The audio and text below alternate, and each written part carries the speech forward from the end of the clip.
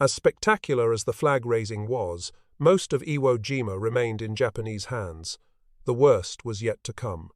No sooner was the second flag raised than the forces on Suribachi had to seal up one cave after another all along the mountain's slope.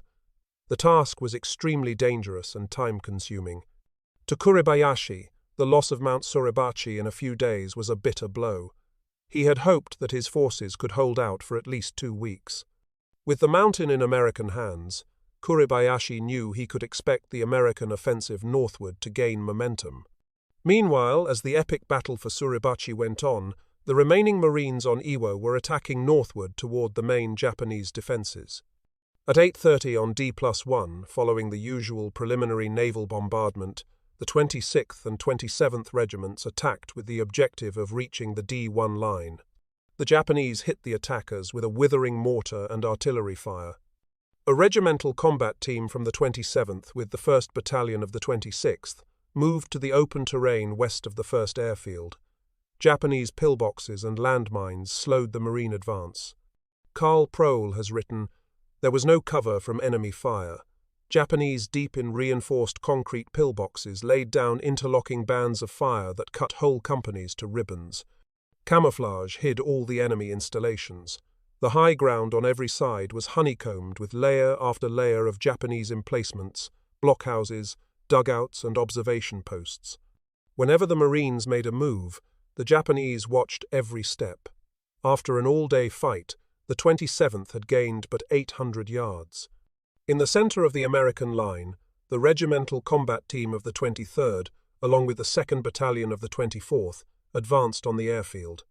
The Japanese mortar and artillery fire was so heavy that it stopped the Marines in their tracks. A little progress was made when some tanks joined the unit. Thanks to the presence of the tanks, the 23rd reached the airfield by noon. Strong enemy resistance, however, prevented the advance from moving beyond the northern end of the airfield. The forward units dug in for the night. A regimental combat team of the 25th Regiment was also held to little progress on D+1. It managed to advance only 300 yards. By nightfall, it too had to consolidate its line. Night provided no respite for the weary Marines as mortar and artillery fire continued to harass them.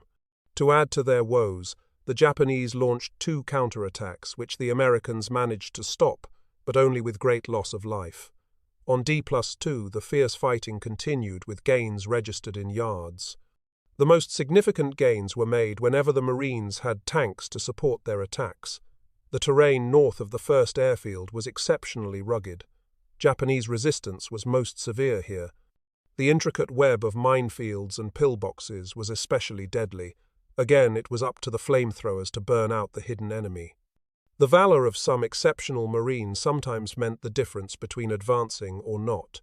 As the 25 Regimental Combat Team approached the ravines in front of the second airfield, one such Marine, Sergeant Ross F. Gray, single-handedly destroyed numerous enemy positions, disarmed a Japanese minefield, and annihilated scores of Japanese. Thanks to his action, the 25 Regimental Combat Team was able to advance 300 yards along its front. For his heroic action during combat, Gray received the Medal of Honor. Fanatical Japanese resistance was the rule on Iwo Jima. Everywhere the Marines turned, they experienced this fanaticism. In 3 days' time, the 4th Division's combat efficiency was reduced to 68%. The heavy casualties caused the Corps commander to consider landing the reserve force, the 3rd Marine Division. On the evening of the 23rd, the commanders of the 4th and 5th Divisions met to plan their next move, Airfield No. 2. After preparatory fire from the air, sea, and their own artillery, the attack was launched by the 21 Regimental Combat Team in the center of the line at 9:30 on the 24th. More than 800 pillboxes ringed the second airfield, and each one fired its deadly tracers into the Marine ranks. One by one, the Marines were forced to reduce each pillbox. They did so almost oblivious to the high cost of life. With impunity, they continued to fight while their ranks were steadily depleted. While reinforcements came into the line, the Marines fought on. They resorted to bayonets, picks, shovels, and anything they could use to annihilate Japanese when their rifles and machine guns became clogged by the volcanic ash. One particular strong point on the southeastern edge of airfield, number 2, was known as Charlie Dog Ridge. There the Japanese had built their most formidable defenses. It was left to the 24th to destroy them. The Marines were hit with everything the Japanese had to offer: anti-tank guns, machine gun fire, mortars and rifle fire.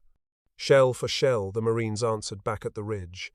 Then they made their move into the foreboding land filled with dangling ledges and caves carved by nature as well as the Japanese. Fissures of steam spewed from cracks in the ground, and evil-smelling sulfur fumes vied with the repulsive odor of decomposing bodies. Everywhere were Japanese defenses: grottos, bunkers, blockhouses, pillboxes, deep caves, anti-tank ditches and walls, minefields, and a profusion of flat-trajectory anti-tank guns, dual-purpose, automatic anti-aircraft weapons, and small arms, all backed by lethal mortars and rockets firing from reverse slopes. At a loss of words to describe this devil's playground, correspondents and officers writing their action reports sometimes recalled a Goya sketch or Dawes illustrations for Dante's Inferno. It was on this day that General Erskine's 3rd Division came ashore. By the end of D+5, there were 3 entire Marine divisions on Iwo Jima. Thus far, casualties were extremely high, with 1,605 dead, 5,496 wounded, and 657 evacuated for combat fatigue. Iwo Jima was exacting a heavy butcher's bill. Nevertheless, despite their heavy losses, the Marines made progress, slowly but surely. Each night on Iwo contained various problems for the Marines as they huddled in their foxholes. With their heads to the ground, they could hear the sound of troops moving beneath them. One never knew if the sound heard in the dark was friendly or an enemy who had infiltrated the line by passing under the American positions via one of the numerous caves honeycombing the island. Many a Marine longed for the light of day while dreading it just the same, for with light would come the inevitable order to advance against a stone wall of resistance. The recently landed 3rd Division was given the task of capturing the high portion of the Motoyama Plateau by attacking through Motoyama village toward the incomplete airfield. Number 3. At 9:30 on the 25th, the division began its attack with the other 2 divisions on either flank. As usual, carrier planes and warships contributed a pre-attack bombardment. Characteristic of the fighting on Iwo Jima, the Japanese immediately poured a deadly fire into the Marines. The savage fighting in this area added to the high casualty rate. Even while the fighting went on, Iwo Jima was being turned into a major American base. Seabees quickly began repairing Airfield No. 1, and the strip was soon ready for use by fighter planes. Admiral Turner's amphibians worked tirelessly to bring in needed stores to the beleaguered Marines in spite of wretched landing conditions. The medics did a monumental job of evacuating the wounded while grave registration units continued their grim task of identifying and burying the dead. On the 26th and again on the 27th, the fighting netted the Americans very little ground. The Marines were moving into Kuribayashi's main defenses. If Iwo was going to hold, the Japanese would have to do it here. Once more, individual heroism cleared the path. Private Wilson Watson of the 2nd Battalion, 9th Regiment, single-handedly annihilated 60 Japanese and destroyed a major pillbox. His action allowed the battalion to penetrate deeper into the defensive position known as Hill 199 Obo. Watson was awarded the Medal of Honor for his heroic action. On the evening of the 27th, the Marines finally captured Hill 199 and another Japanese position called Hill Peter. Before the battle, the 5th Amphibious Corps commander, General Schmidt, predicted that the battle would be over by February 29, D+9. By that date, however, the Marines were still bogged down with much of Iwo Jima still in Japanese hands. By nightfall of the 28th, the 21st Marines of the 3rd Division had finally taken Motoyama village and the high ground overlooking the incomplete airfield. But the cost was high. Meanwhile, the 5th Division ran into rugged resistance on the island's western side. One particular strong point was Hill 362B. For days, the Japanese had rained death on the Marines from this elevated point, and on the 2nd of March, the Marines moved to take it. After a savage day of fighting, the position fell. The next day found the Marines advancing to their next obstacle. The 4th of March was a memorable day on Iwo Jima. A B-29 bomber was forced to make an emergency landing on the island after developing a gas valve problem. Without the airfield, the plane probably would have crashed since it could not have made it as far as the Marianas. To many Marines, the heavy cost now seemed to have a purpose after all. In the interim, the high casualties on Iwo Jima were causing a stir in American newspapers. Just as at Tarawa, the ire of the press was directed at Admiral Nimitz. One woman wrote to the Navy Department saying, "Please, for God's sake, stop sending our finest youth to be murdered on places like Iwo Jima. It is too much for boys to stand, too much for mothers and homes to take. It is driving some mothers crazy. Why can't objectives be accomplished in some other way? It is almost inhuman and awful. Stop. Stop." The San Francisco Examiner published an editorial chastising the Marine Corps on the front page of their 27th of February edition. In the article, MacArthur, who usually had low casualty rates during his battles, was compared to the Marine operations. Nimitz had to absorb the criticism. After 14 straight days of savage combat, orders were received to cease fighting on the 5th of March. The day was to be used for rest and reorganization. Even the Japanese seemed to welcome the respite, though the artillery on both sides fired throughout the day. All were tired and listless, their key personnel were largely casualties, and it was little short of miraculous that they could advance at all. Some gained comfort and a much-needed lift from a powerful drink called Suribachi Screamer, sick-bay alcohol and fruit juice. On the 6th, the offensive resumed. Again, a heavy barrage pounded the Japanese positions. A total of 22,000 shells ranging from 75mm to 175mm were fired by the Americans. Despite the intense barrage, the Marines found that thousands of Japanese survived and were ready and willing to die fighting. After an entire day of struggle, the Americans had not advanced beyond their line of departure. The following day, the 3rd Division's commander, General Erskine, altered the usual attack strategy by ordering an attack without the preparatory barrage. In this way, he hoped to catch the enemy off guard. The trick actually worked for a while until the Japanese woke up to the ruse and put up a stiff resistance. By late afternoon, however, the tough obstacle, Hill 362C, was captured. But the 3rd was soon hit by fierce counterattacks from Baron Nishi's tank regiment. Nishi held his troops in a strong point known to the Marines as Cushman's Pocket. Nishi's men held that position tenaciously until the 16th of March, when the Marines finally took it after heavy loss of life. On March 9th, elements of the 3rd Division reached the northeastern beaches of Iwo Jima. Though the event was not as dramatic as the flag raising on Suribachi, it was far more significant, for the island was now split in two. To convince General Erskine that the sea had been reached, a canteen full of seawater was sent to him with a note stating, "For inspection, not consumption." Erskine was overjoyed. With the exception of Cushman's Pocket, by the evening of the 10th of March, the 3rd Division was able to declare their zone of action secure. The cost during the division's drive up the center of the island was 3,563 casualties, of which 827 were annihilated. On D+18, the Army Air Force's 15th Fighter Group began to support the Marines from Iwo Jima's own bases, thus allowing the carriers to return to their base at JThe in preparation for the invasion of Okinawa, scheduled for the 1st of April.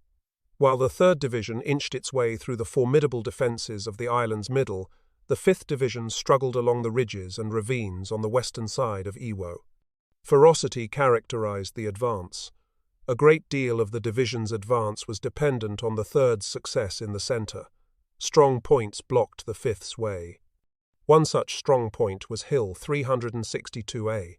For 2 days the battle for this hill raged. On the 1st of March, the 28th Regiment, conquerors of Mount Suribachi, relieved 27th Regiment.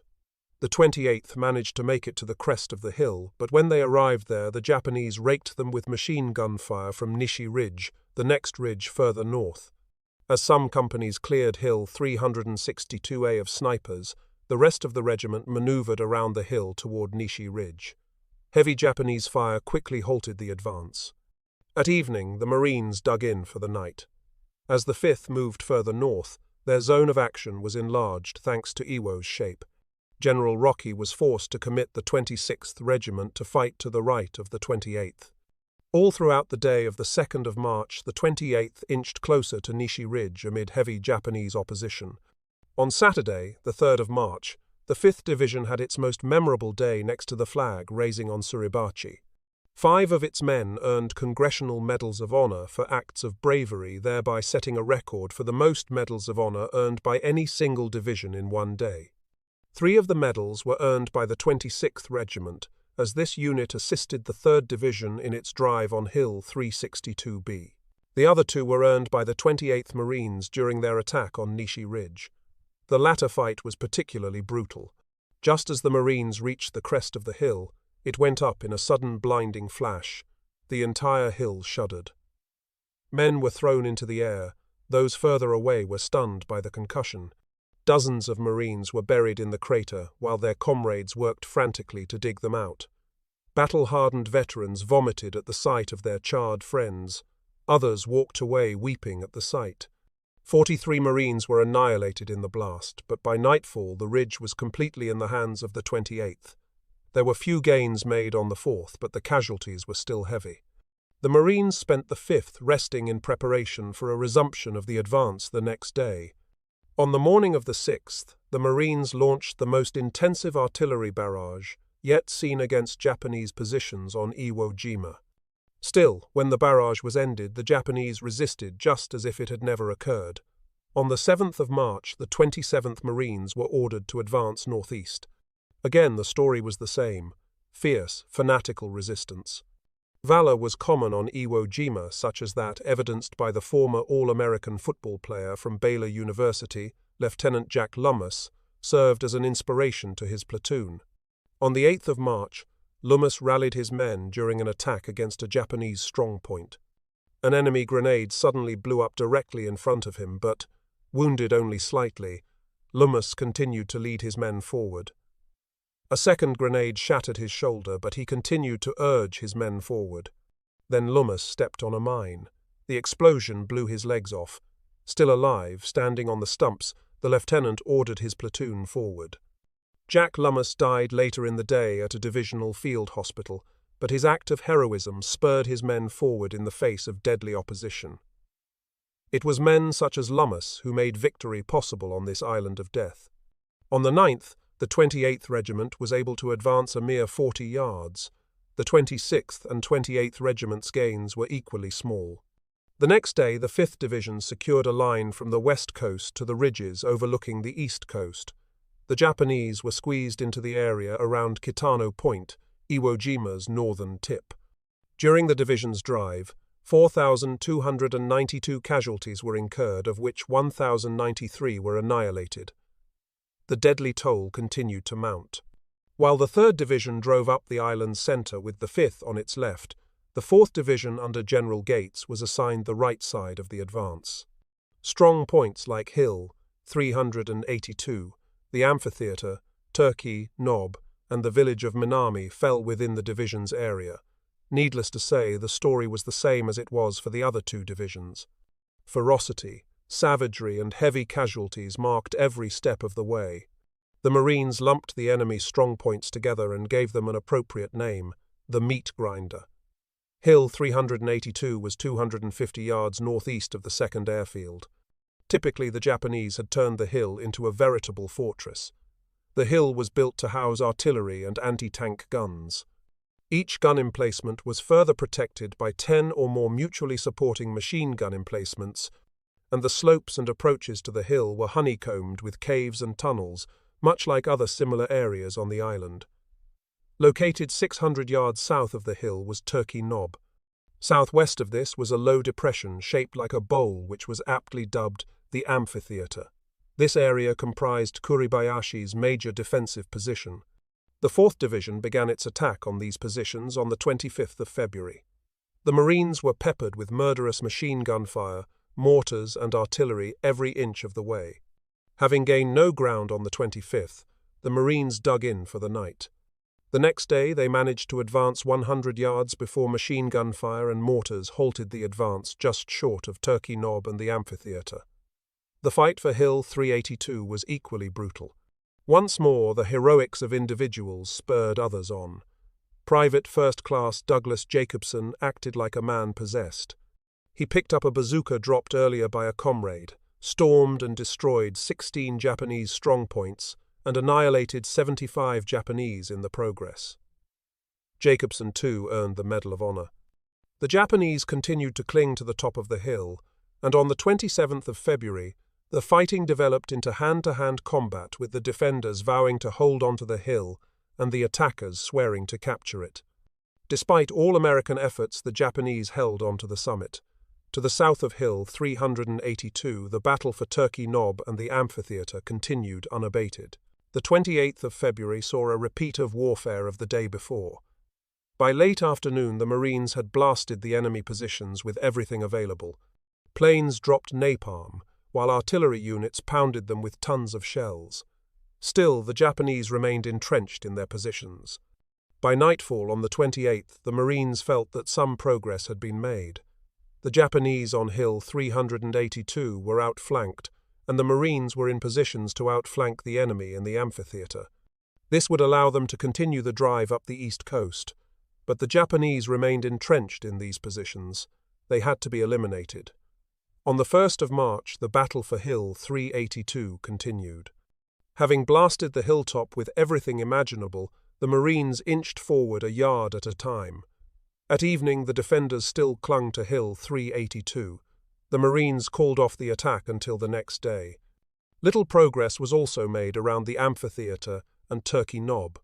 By nightfall, the 4th Division was reduced to 55% combat efficiency, and the Japanese retained control of the meat grinder.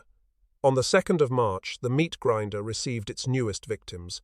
In a frenzy of activity, the Marines attacked Hill 382.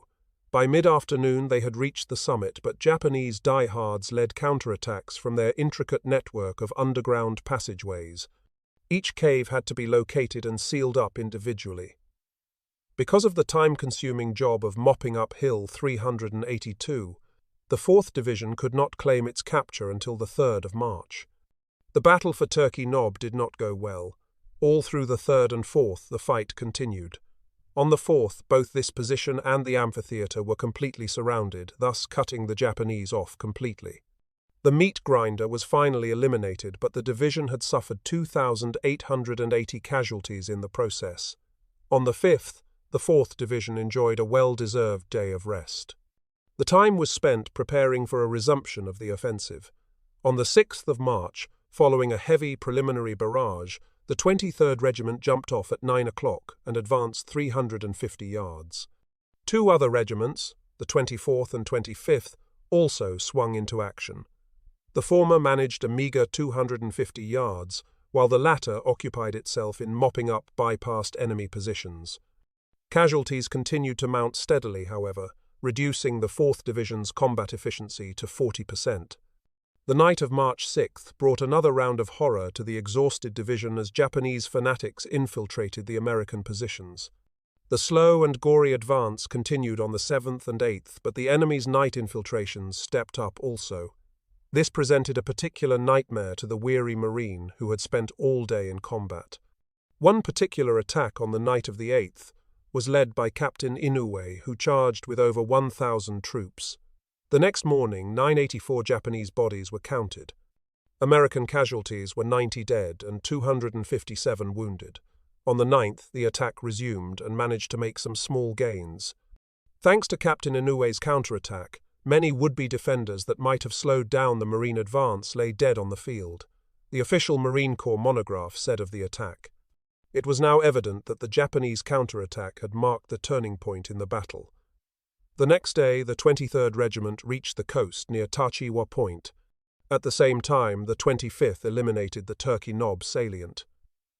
The 4th Marines had accomplished its task, but at heavy cost. Between the 25th of February and the 10th of March, the division suffered 4,075 casualties, of which 847 were annihilated. It was estimated that the enemy had suffered more than 18,000 casualties thus far. The Japanese were now bottled up in Kitano Point. General Kuribayashi's forces occupied an area less than 1 square mile, but within that area were over 1,500 men eager to do their duty for emperor and country. Since Kitano Point was within its zone, the 5th Division was given the lion's share of finishing the job. The 3rd Division still had one final enemy force left to reduce in the area southwest of Hill 362C, known as Cushman's Pocket. For the next 2 days, the 9th Regiment pounded away at the solidly entrenched Japanese in the pocket. Using the slow but proven method of demolitions and flamethrowers, the Marines began the painstaking task of reducing one strong point after another. Cushman's Pocket was finally overrun on the 16th of March. Once this task was completed, the 3rd Division was ordered to relieve elements of the 5th Division in the latter's struggle to reduce Kuribayashi's remaining stronghold. The remaining Japanese strongpoint stretched from Kitano Point southward through Kita village to the northwest coast of Iwo. Southwest of Kitano Point was Kuribayashi's final defensive position, known to the Marines as the Gorge or Death Valley.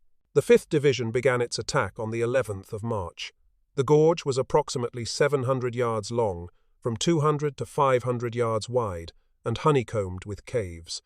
Besides the caves, the gorge contained blind canyons and large piles of rocks that made excellent hiding places for well-placed machine guns. Meanwhile, on March 14th, the flag that had been flying on Mount Suribachi since D+4 was lowered, and at 9:30 an official flag-raising ceremony took place at 5th Amphibious Corps headquarters. It was a brief ceremony with dignitaries from both the fleet and the landing force in attendance. After the ceremony, General Howling Mad Smith left Iwo Jima with his staff for Pearl Harbor. For this fighting Marine, the war was over. The battle for the Gorge and Kitano Point continued in all its fury. Throughout the 15th and 16th, the Marines painstakingly reduced one cave after another. By 18 o'clock on the 16th of March, the island was considered secure with only small enemy elements remaining in the area west of Kitano Point and in the gorge. By the 17th, Kuribayashi knew that he could hold out for only a day or two more. He ordered the regimental flag burned and then sent a final message to Imperial General Headquarters, informing them that Iwo Jima would soon be completely in American hands. In his message, the general apologized profusely for not preventing the enemy from taking the island. He also included a poem, "My body shall not decay in the field, unless we are avenged. I will be born 7 more times again to take up arms against the foe. My only concern is our country in the future, when weeds cover here." Kuribayashi went on to say that he would personally lead the final attack. Following the transmission of his final message, the general moved his headquarters from the gorge to a cave on Kitano Point. For the next week, the Marines continued to fight in the gorge. It was finally subdued on the 25th of March. On the 26th of March, a force of 300 Japanese appeared out of nowhere and attacked some United States Army garrison units that had recently arrived on Iwo Jima to serve as occupation forces. The battle quickly deteriorated into a confusing melee as GI and Marine fought side by side against a fanatical enemy. The Japanese were massacred in this, the final attack. General Kuribayashi's body was never found, but it is believed that at some point on the 27th of March, he committed harakiri. His body was then secretly buried. The battle for Iwo Jima was finally over, and the Marines prepared to leave the island. The 4th Division had already left for Hawaii on the 19th of March. The 5th followed on the 26th of March, while the 3rd Division, minus the 9th Regiment, sailed the next day. The 9th Regiment remained on Iwo until the 12th of April. By the time the Marines left, Iwo Jima behind it was estimated that about 300 Japanese still remained alive. In reality, there were at least 3,000. Little by little they were discovered and either annihilated or captured. The last 2 survivors surrendered in 1951. More than 20,000 Japanese lay dead. Iwo Jima was turned into an advanced American base with roads, houses, piers, and of course runways large enough to accommodate the B-29s. The cost, however, was high in human life. To capture this strategic position, 6,821 men lost their lives. 21,865 more were considered casualties. Nevertheless, the cost was worth it. By the time the war ended, a total of 24,761 airmen were rescued, 2,251 B-29s, made emergency landings on the island. The number of lives spared by the ability of fighter planes to use Iwo Jima as an advanced airfield and provide coverage for the B-29s cannot be calculated. Without Iwo Jima, what would the airmen's fate have been? Located about midway between Guam and Japan, Iwo broke the long stretch, both going and coming. If you had engine trouble, you held out for Iwo. If you were shot up over Japan and had wounded aboard, you held out for Iwo. Formations assembled over Iwo, and gassed up at Iwo for extra-long missions. If you needed fighter escort, it usually came from Iwo. Iwo was always there to fall back on. Iwo Jima, however, had been murderous to take. Kuribayashi had truly developed the island into a fortress. In essence, the Marines' mighty endeavor at Iwo Jima proved that no matter how formidable the defense, or fanatical the defenders, the combined might of the Navy and Marine Corps could take it, the cost notwithstanding. Some have asked if toxic gas should have been used against the entrenched Japanese on Iwo Jima. A little-known fact is that this alternative was explored. Preliminary studies were conducted on how this could be accomplished. A moral debate ensued, with the president himself putting the squash on any consideration of using this lethal weapon.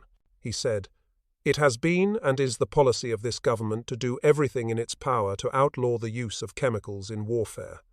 Such use is unhuman and contrary to what modern civilization should stand for. If, however, the use of lethal gas is inhuman and contrary to what modern civilization stands for, in which category does one place flamethrowers, napalm, or even the atomic bomb?" Roosevelt's edict condemned the capture of Iwo Jima to be achieved by conventional methods. The moral of that decision is still debated to this day. Iwo Jima represented the largest marine operation during World War II. As demonstrated, victory was costly. In fact, it was one of the few operations where American casualties exceeded those of the Japanese. The reasons the Marines were able to prevail against a firmly entrenched enemy can be found in the detailed and meticulous planning and the superb support they received. This is not meant to discount their courage. The logistical support was superior, the medical care the finest in the Pacific, and the coordination of naval gunfire, close air support, and artillery support was a decisive factor. It has been recorded that, without supplies and medical care, the attack would have ground to a halt, and without close air, naval gunfire, and artillery support, there would have been no neutralization to permit the tank infantry demolition teams to advance. Controversy still continues as to how many days of pre-landing bombardment were actually required. The Navy still contends that 3 days was enough. There is no reason to believe that 10 or even 30 days of naval and air pounding would have had much effect on the defenses than the bombardment that was delivered. The defenses were such, by and large, that the only way they could be taken out was the way they were taken out, by Marine Corps infantry and demolitions. Aerial bombardment and naval gunfire simply could not reach underground into the maze of caves and tunnels. Yet these had to be cleared or sealed shut before the island could be secured as an airbase on the Bonin's road to Tokyo. Yet Major General Harry Schmidt, the 5th Amphibious Corps commander, said that with additional time available for pre-day firing, naval guns might have accomplished much in this area to facilitate its capture. Nevertheless, the Navy stands by its case and goes so far as to add a logistical reason for insisting on 3 days. Heavy ammunition replenishment at sea had not as yet been service-tested, and with the bombarding ships being far from a supply base and unable to carry enough ammunition for a prolonged bombardment, 3 days were all that was possible. It is hard, though, to explain the cold facts of logistics to a Marine who had just seen his buddy torn to pieces by enemy artillery that might have been eliminated by a longer bombardment. The controversy remains unsettled. Iwo Jima was truly the Marine Corps' supreme test. Marine losses were so high that the average battalion that landed with 36 officers and 85 enlisted men ended the battle with only 16 officers and 300 enlisted men, despite the addition of replacements. By the conclusion of the fighting, a large percentage of replacements lacked the combat training and experience of the men they replaced. Yet they fought gallantly. The Marine Corps must be commended for their firm resolve. They saw the objective and conquered it despite the terrible cost and difficulty. Although 27 combatants earned medals of honor, there were many more who deserved the honor. These men had brought the United States closer to victory, and the honor of helping to end the war must be shared by both the living and the dead. On the 1st of April, 1945, the United States 10th Army crashed ashore on the island of Okinawa, initiating a campaign that would last 82 days and cost the Americans almost 50,000 casualties. The ferocity of the fighting never abated, and, as was customary with the Japanese, once defeat was in sight, the more determined they became to sacrifice their own lives for Japan and the Emperor. The story of the Okinawan campaign is epic in proportion, for more ships were used, more troops put ashore, more medical supplies transported, and more naval guns fired against shore targets than in any previous battle in the Pacific. Okinawa is the major island in the Ryukyu chain. Knowledge of the island was scanty until it was chosen as a target. The selection of Okinawa stemmed from decisions reached at the Cairo Conference of November 1943 when Churchill and Roosevelt established a Pacific timetable. Because of its proximity to Japan, Okinawa was an ideal terminus for the two-pronged attack against Japan, one across the Central Pacific and the other from the Southwest Pacific. Admiral King argued for the need to attack Formosa, Operation Causeway, at Cairo. For the Formosan operation, Admiral Nimitz placed Admiral Spruance, commander of the Fifth Fleet, in complete charge. Vice Admiral Richmond Kelly Turner was designated commander of the amphibious attack, and Lieutenant General Simon Bolivar Buckner was appointed to command the expeditionary troops. As 1944 progressed, doubt was raised by some of the Pacific commanders as to the need or practicality of invading Formosa. Alternatives were sought. King, however, remained adamant. He wanted Formosa since it was closer to both Japan and China than Luzon, the target General MacArthur was pressing for. King said that Formosa would eliminate the need to invade Luzon completely. MacArthur was dead set against King's proposal. His promise to return to the Philippines had to be fulfilled. He stated that it was the moral obligation of the United States to liberate the Filipinos who had suffered under Japanese brutality. The general did not wish to see his theater reduced to a secondary role, as it surely would if the Philippines were bypassed. In addition, he added, any attack of Formosa would require land-based air protection from Luzon. The latter, then, was a vital prerequisite. King went to Pearl Harbor in mid-July, 1944, for a meeting with Nimitz. After some preliminary discussions, he and Nimitz flew to Saipan for a close-up view of that battle-ravaged island. All the while, King continued to argue for Formosa. On Saipan, they met with Spruance and Turner and found both of them cool to the Formosan plan. Both felt that Luzon should be attacked first. In addition to creating air bases, they argued, Luzon would provide an excellent anchorage for future operations. King asked Spruance what operations he suggested. The Fifth Fleet commander quickly answered, Iwo Jima and Okinawa. Although King could see the wisdom of attacking those two objectives, he was not dissuaded from Formosa. Later in the month, Roosevelt himself arrived at Pearl Harbor to discuss the divergent strategies. MacArthur flew up from the Southwest Pacific to argue for his Philippine plan. King did not participate in the meetings, leaving Nimitz to argue for the Formosan plan. MacArthur's arguments won out. The Philippines would not be bypassed. Where did that leave Formosa? In September, King met with Nimitz again in San Francisco. During this meeting, King was finally convinced to abandon his Formosan plans once and for all. Nimitz used the argument that there were simply not enough army troops available for an invasion of that island. There would, however, be enough for an invasion of Okinawa and enough Marines available for an attack on Iwo Jima. On the 2nd of October, 1944, King yielded. The Joint Chiefs quickly ordered MacArthur to seize Luzon after Leyte, while Nimitz was given the green light to attack Iwo Jima in January and Okinawa in March, 1945. Delays in freeing the fleet from supporting MacArthur's attack on Leyte caused the invasion of Iwo Jima and Okinawa to be postponed until the 19th of February and the 1st of April, respectively. Thus, the invasion of Okinawa, Operation Iceberg, became a reality. Okinawa's importance to both the Americans and Japanese lay in its strategic location.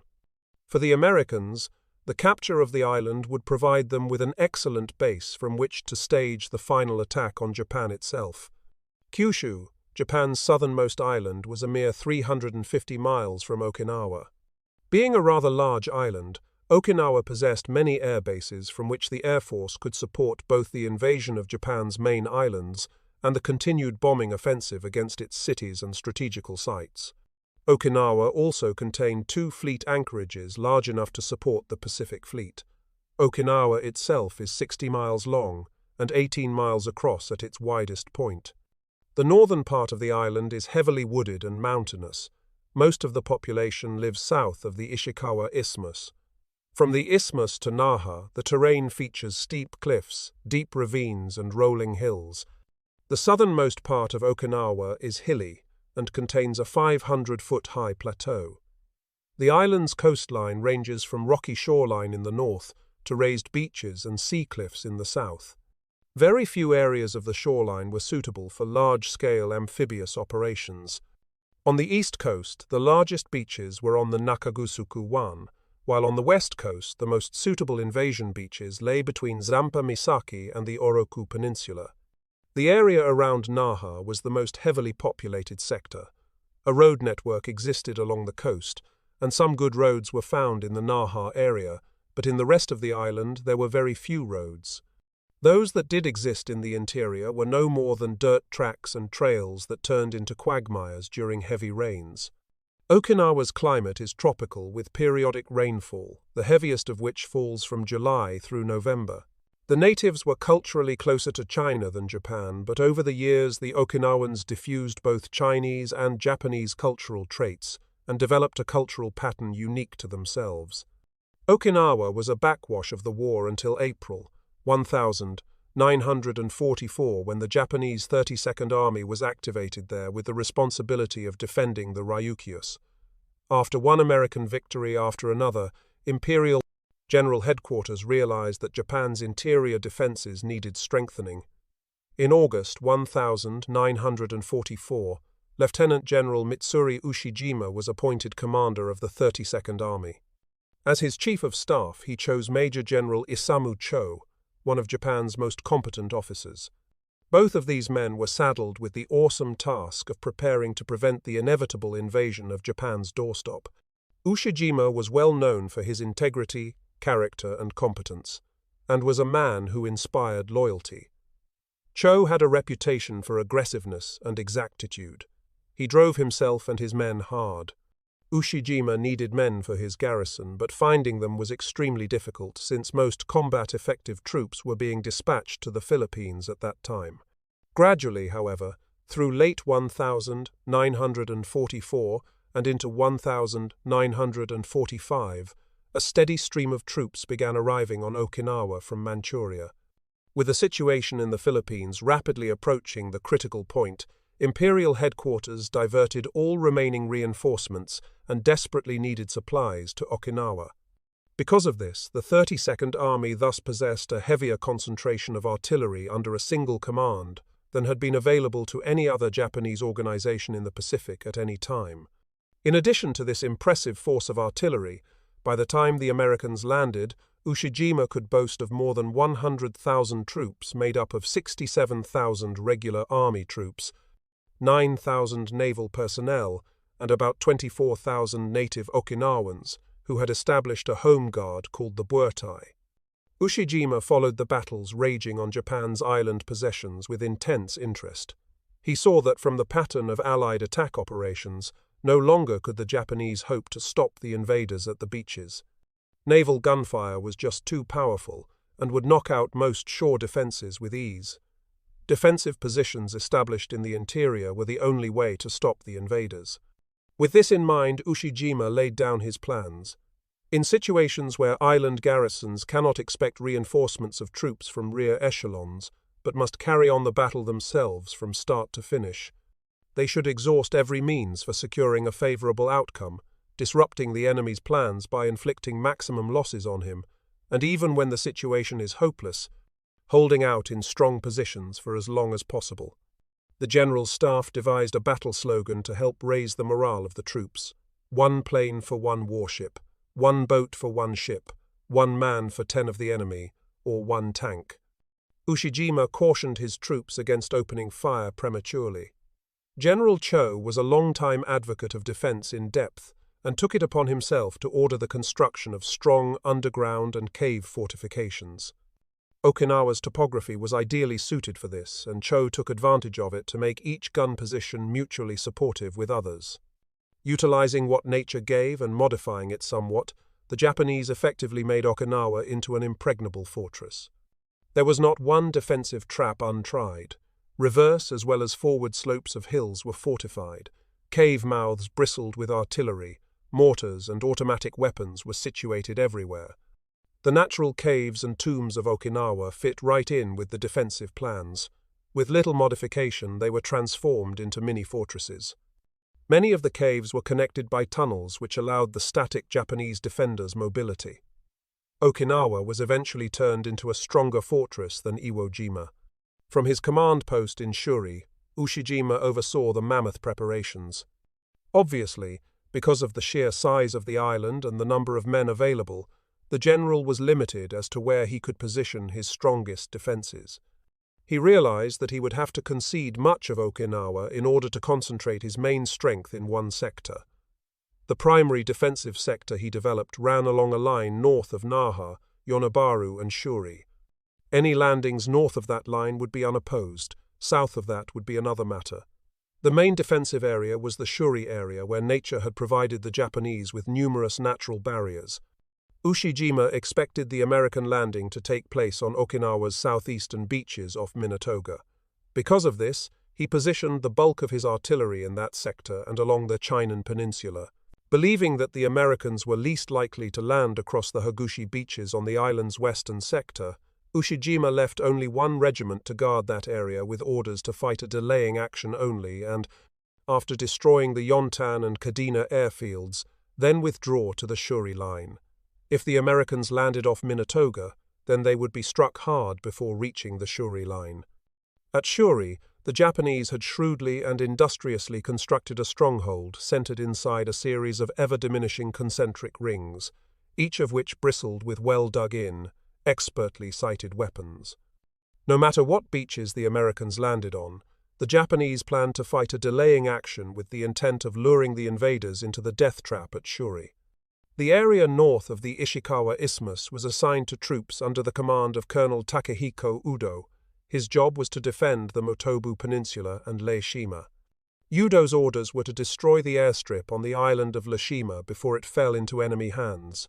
All its aviation material was to be transferred to Okinawa. Udo's forces, however, were totally inadequate for the task, and little hope was given for his force. Ushijima was a realist who knew that his own forces were insufficient to stop the Americans, but, like his counterpart on Iwo Jima, General Kuribayashi, was not lacking in spirit. The general was painfully aware of the awesome responsibility facing him and was prepared to meet it for the sake of his country. In his diary, one Japanese soldier expressed the general's dilemma: "It is like a frog meeting a snake and waiting for the snake to eat him." As March waned, the Japanese frog waited expectantly for the American snake. Meanwhile, the American commanders prepared for the attack on Japan's doorstep. On the 25th of October, 1944, Nimitz's headquarters published and distributed the Joint Staff Study on Operation Iceberg. According to the study, the campaign was to be conducted in 3 phases, the first being the capture of southern Okinawa and the small islands adjacent to it. In coordination with this would be the transformation of the island into a massive staging area for operations against the home islands. In Phase 2, Lashima, with its vital airfield, and the remainder of Okinawa were to be seized. Phase 3 called for the capture of the remaining Ryukyu Islands. Iceberg saw one of the largest armadas in the history of warfare assembled. The 10th Army, under General Buckner, consisted of 182,000 attack troops divided into 2 corps, the 3rd Marine Amphibious Corps and the 24th Army Corps. The 5th Fleet by now contained 40 aircraft carriers, 18 battleships, 200 destroyers, and countless numbers of various other ships. 548,000 Army, Navy and Marine Corps personnel were involved in the attack. The Fast Carrier Force, Task Force 58, was commanded by the very capable Vice Admiral Mark Mitcher. Attached to the American fleet was a British carrier group, Task Force 57. Both carrier groups were scheduled to conduct pre-landing airstrikes against Japanese airfields in hopes of neutralizing the enemy air capability. The Army Air Force, from bases in China and the Pacific, was slated to bomb Japanese bases.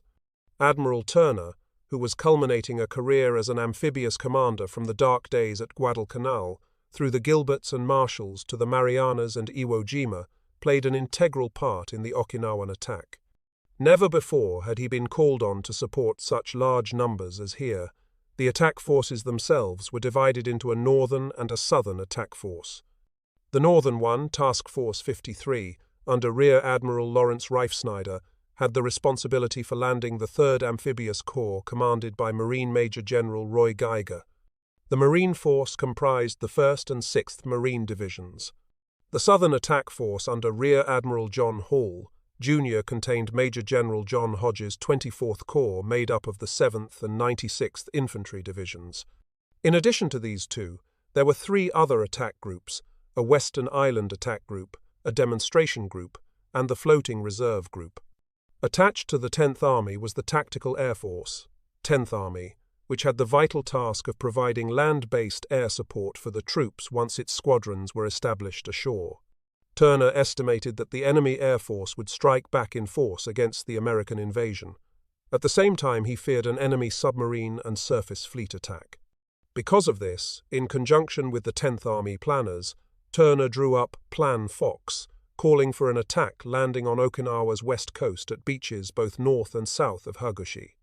This would allow for the early occupation of the Kadena and Yontan airfields and allow the air forces to begin supporting the ground forces shortly after the invasion. Turner also called for a pre-L-Day landing on Keisashima, where artillery could be set up to support the actual amphibious operation. Turner also asked that in addition to Kiseshima, Kerama-Retto be captured prior to L-Day. The latter, Turner said, was large enough to provide a protected anchorage where the supporting naval elements could be refueled and resupplied. For the Admiral, the protection afforded by Kerama-Retto was essential to the logistical support operation. The task of taking Kerama-Retto was given to the veteran 77th Infantry Division. The division had received its baptism of fire on Guam and was gored at Leyte. This was to be its 3rd combat operation. The American attack plans called for the 3rd Amphibious Corps to land on the left of the 24th Corps. The dividing line would be the Bishi-Gawa River. Once ashore, the Marine divisions would move inland. The objective of capturing the Yontan airfield was given to the 6th Division. The veteran 1st Marine Division, the Old Breed, assisted in the attack on the airfield before moving across the island to the Kachin Peninsula on the opposite coast. Although this was its first operation as a division, the ranks of the 6th were filled with veterans from other units. Okinawa marked the Old Breed's 4th operation. Veterans of Guadalcanal, New Britain and Peleliu, they were accustomed to hotspots and expected nothing less on Okinawa.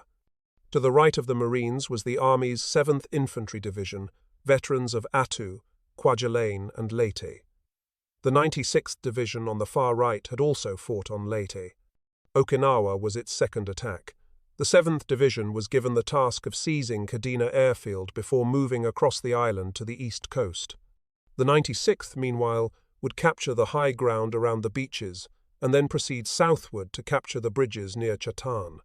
In order to accomplish Phase 1 of the operation, once the Marines completed their immediate objectives, they would have to gain control of the Ishikawa Isthmus, thereby sealing off southern Okinawa. After the central portion of the island was secured, 24th Corps would attack southward. Phase 2 would be set in motion after Buckner was convinced that Phase 1 was complete. The American plan also called for the 2nd Marine Division, veterans of Guadalcanal, Tarawa, Saipan and Tinian, to play a diversionary role. The division would demonstrate off the eastern beaches of Minatoga in hopes of deceiving the Japanese into thinking that the main invasion was in that area. The attack forces underwent intensive training. The logistical planners continued to organize while the intelligence groups pored over last-minute information. Nothing was left to chance. Okinawa's proximity to Japan made gathering information difficult at best. Interrogations of prisoners and former inhabitants, along with old geographical studies, were the principal tools the intelligence people had to work with. In September 1944, the first aerial photos were obtained when a B-29 flew over the island on a reconnaissance flight. Unfortunately, the weather was poor, so the quality of the pictures left something to be desired. Additional aerial photos were obtained in October and from then on continually right up until March of the following year. Vital new information was gathered from the photographs and was incorporated into the planning.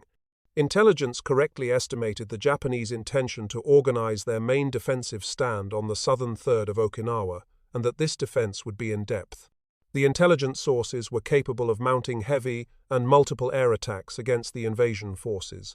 The use of suicide attacks, the dreaded Kamikazes, was also a distinct possibility. As for the Japanese Navy, the planners knew that the Battle of Leyte Gulf had all but destroyed its fighting ability, but they also knew that a threat from the few remaining naval forces still existed, and that the Japanese would probably resort to the use of suicide motor torpedo boats and midget submarines. The 77th Division left Leyte on the 19th of March for the invasion of Karama Retto. The 7th and 96th Divisions followed 5 days later. Meanwhile, the 3rd Amphibious Corps organized itself for the departure. The leading elements of this force left the Solomons on the 12th of March, followed by another one on the 17th of March. The entire corps was sent to JThe, where they would be transferred to landing ship, tanks and landing ships, mechanized for the journey to their final destination. Finally, on the 25th of March, the 2nd Marine Division demonstration group left Saipan. From January onward, Okinawa became a primary target for the American Air Force. Almost daily it was subjected to an intensive bombardment. One Japanese soldier had this to say about the bombing: "While some fly around overhead and strafe, the big ones fly over the airfield and drop bombs. The ferocity of the bombing is terrific. It really makes me furious. It is past 15 o'clock and the raid is still on. At 18 o'clock the last 2 planes brought the raid to a close. What the hell kind of people are they?" Bomb from 6 o'clock to 18 o'clock. The first of the American forces to arrive off Okinawa were the minesweepers. These began clearing operations off Karama Retto on the 24th of March. Task Force 58 had also commenced its preliminary bombardment of the attack area and Minatoga Beach, where the demonstration group was to feign a landing. At the same time, underwater demolition teams began their work in the actual attack area. Okinawa was quickly isolated by the huge Allied force. To ensure early detection of approaching Japanese planes, radar picket vessels encircled the island from 15 to 100 miles offshore. If enemy planes were detected, the carrier combat air patrols would be dispatched to intercept and destroy them. The first of many kamikaze attacks struck the forces making for Karama Retto. Between the 26th of March and 31, 6 American ships, including the cruiser Indianapolis, flagship of Admiral Spruance, were damaged. The 25th of March marked the beginning of the pre-landing naval bombardment, reinforced by carrier aircraft attacks. On the 26th, the 77th Division attacked Karama Retto. 975 enemy troops defended the islands, only 300 of whom were combat-worthy. The balance were Korean laborers. Against little opposition, the 77th secured its objective quickly. By the end of the first day, 3 of the small islands were completely in American hands, and the capture of the other 2 was nearly complete. The capture of the Karama Retto Islands was accomplished with the loss of 31 men annihilated and 81 wounded. The 77th Division handled itself magnificently and expeditiously eliminated all enemy opposition. Admiral Nimitz sent a note to General Bruce, the divisional commander. "My congratulations on the speedy and effective manner in which you accomplished assigned tasks in Karama Retto. The present readiness of the 77th Division to go again is characteristic of its spirit and comes up to the expectations I have learned to have for that fighting organization." An amphibious reconnaissance battalion of Marines, meanwhile, landed on Kise Shima, where by the 31st of March, they positioned artillery to support the landings on Easter Sunday, the 1st of April, 1945. As morning broke on L-Day, the sky was cloudy and the sea relatively calm with moderate surf conditions. To the veteran troops of the torrid jungle, the cool 75-degree temperature felt comfortable. Both GI and Marine prepared to disembark from their transports into the Hagushi beaches. Off Minatoga, a similar scenario was unfolding. At 4:06, Turner gave the order to land the landing force. A few enemy planes attacked the transports but were easily dealt with. Believing that the major American effort was to be at the Minatoga beaches, most of the enemy defenders were prepared to resist there instead of at Hagushi. Ironically, the first casualties were 8 Marines annihilated and 37 wounded from the 2nd Regiment, a unit not scheduled to land. A Japanese suicide plane crashed into a transport, and landing ship tank carrying the demonstration troops. By 6:50, most of the troops had left their transports at the reef and boarded the waiting amphibious tractors for the final run into the beaches. Over their heads flew shells from the support vessels that were firing onto the beaches. At 8:30, the first attack waves began to land at their designated areas. To the surprise of the attackers, there was very little in the way of enemy resistance, a rather unique experience for many of them. Veterans began to refer to L-Day as Love Day. Within an hour, 16,000 combat troops were landed. Wonder of wonders, the entire Okinawa landing had taken place with surprising ease, against little or no enemy gunfire and no troop mines or obstacles on the beaches. Most combat veterans were puzzled by this strange twist. What were the Japanese up to? Were they merely baiting a trap, hoping to lure the invaders into it? Despite their amazement, once the beachhead was consolidated, the troops prepared to move inland according to the plan. Meanwhile, at Minatoga, the 2nd Division continued its diversionary role. By 15 o'clock, the demonstration was over and the troops were re-embarked. The next day, the charade was repeated, but that evening the actors departed the stage. The 2 primary objectives of the attack troops, the 2 airfields, were each about 1 mile from the beaches. At 10 o'clock, patrols from the 7th Division were on the Kadena airfield and found it completely deserted. At the same time, the Marines moved on Yontan airfield with similar ease despite sporadic enemy machine gun fire. They found this field, too, devoid of Japanese. By nightfall, the 10th Army held a beachhead 15,000 yards wide and 5,000 yards deep, with more than 60,000 men ashore. Enemy resistance had thus far been negligible. In addition, a large portion of the 10th Army's armor and artillery were also ashore. The day's exploits brought a great deal of satisfaction to Buckner. Casualties were light: 28 annihilated, 104 wounded and 27 missing. With the exception of some sporadic sniper and mortar fire, the first night on Okinawa was spent in relative quiet. At 7:30 the next morning, with the weather perfect for combat, the 10th Army resumed the attack. Once again resistance was light, and the American advance moved steadily across the island. By the end of the 2nd day, the 7th Division had managed to gain the heights overlooking Nakagusuku Bay while a few patrols reached the coast. The 96th Division found the terrain to be more of a hindrance than the enemy. Rugged hills, abandoned caves, mines and tank traps all combined to hinder progress. By nightfall, the division's front line extended from Futema on the west coast to near Unjo on the east.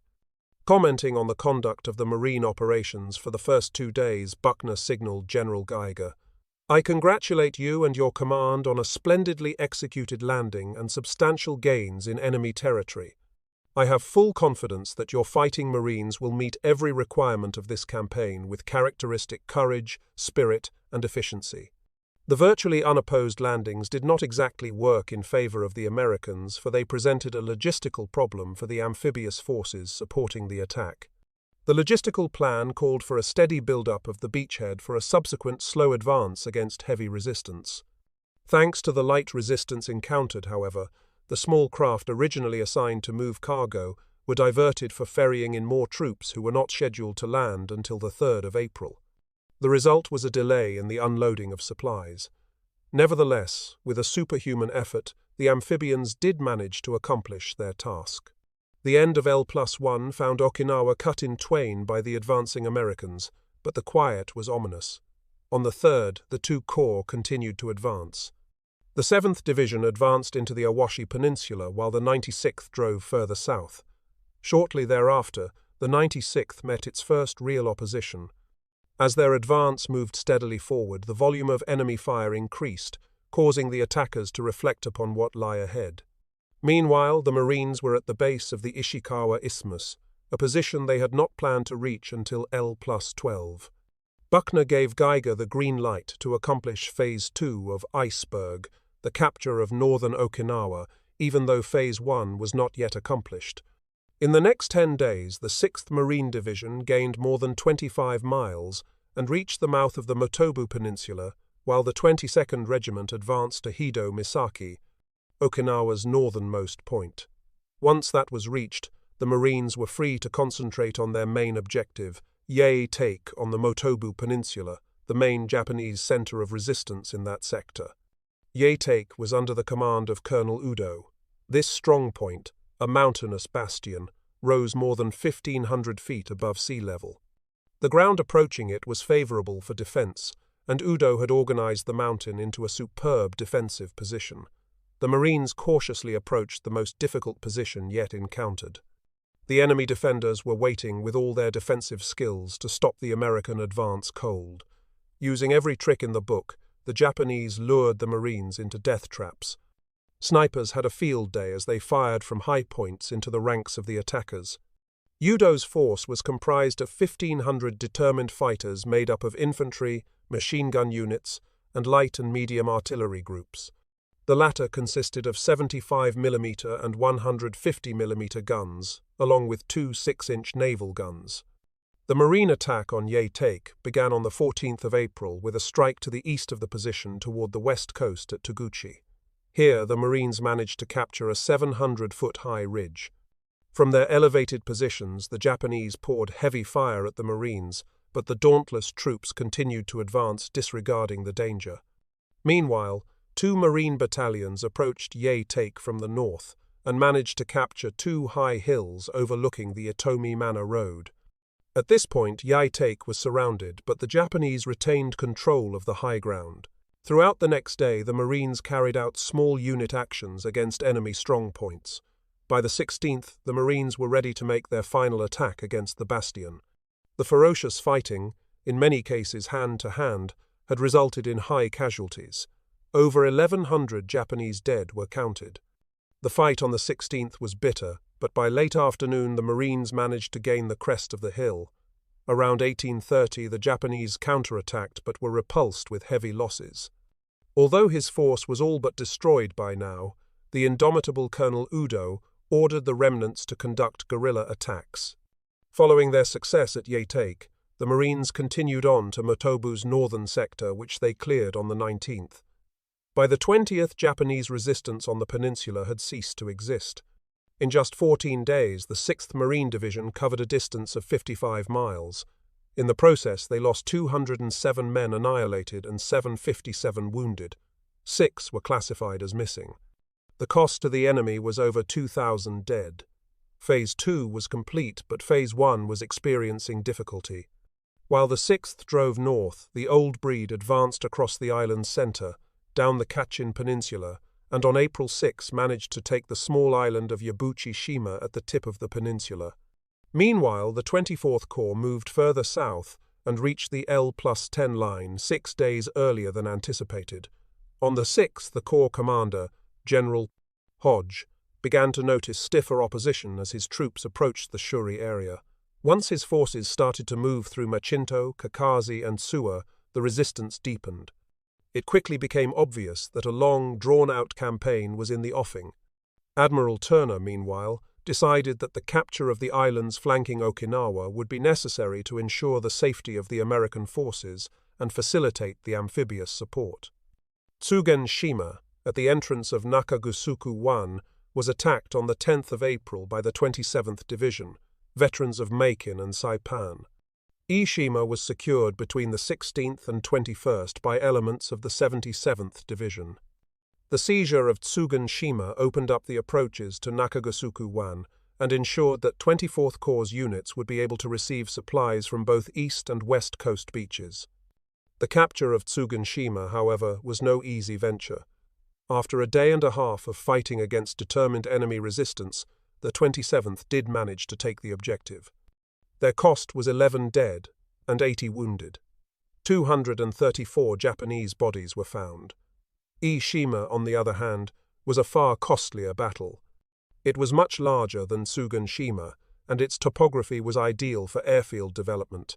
It already contained one good airstrip. Prior to the main landing of the 16th of April, a Marine reconnaissance force attacked Minashima on the 13th of April and captured it in 2 hours. Artillery batteries were then positioned so that they could provide supporting fire for the Iwo landing. The 77th Division's landing was relatively easy, but as the GIs moved inland, resistance quickly grew stiffen. Hidden in caves and tombs, the Japanese contested every foot of Iwo. For 6 long days, the division struggled and fought against an unyielding foe.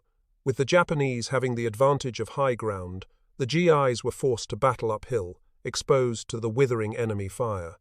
The Japanese positions were well sighted and contained many strong points. One of these was dubbed Vicious Ridge by the Americans. Eventually, on the 20th of April, after a bitter bayonet and grenade attack, the Americans reached the top of the ridge and captured the main enemy defense structure known as Government House.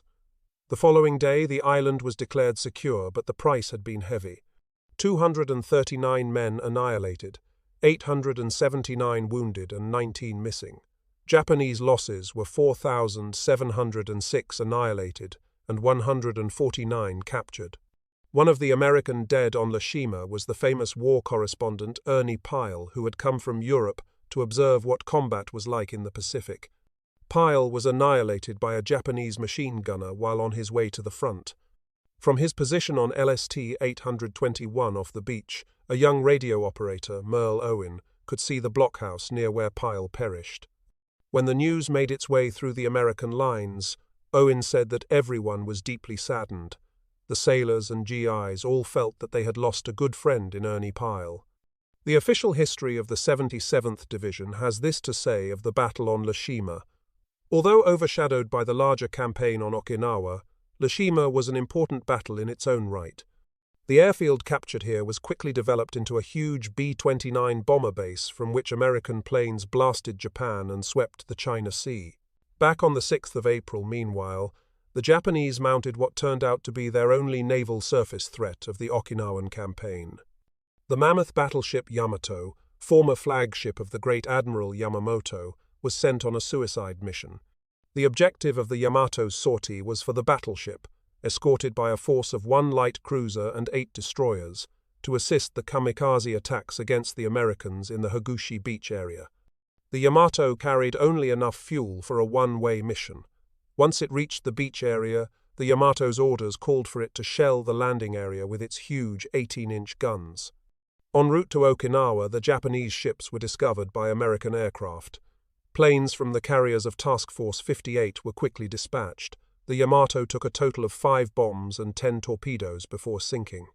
The cruiser Yahagi and 5 destroyers were also lost. The surviving destroyers returned to Japan in despair. The mission of the Yamato was but a small part of the overall suicide offensive against the Allied forces. The kamikazes were first experienced during the American invasion of the Philippines. It was an experience not easily forgotten. In Japanese, kamikaze means divine wind. The pilots believed that by crashing themselves and their aircraft into enemy ships, they would achieve godhood. Some even attended their own funerals prior to taking off. Their sacred vow said, "I am determined to destroy with my own body the enemy ships that menace our holy soil.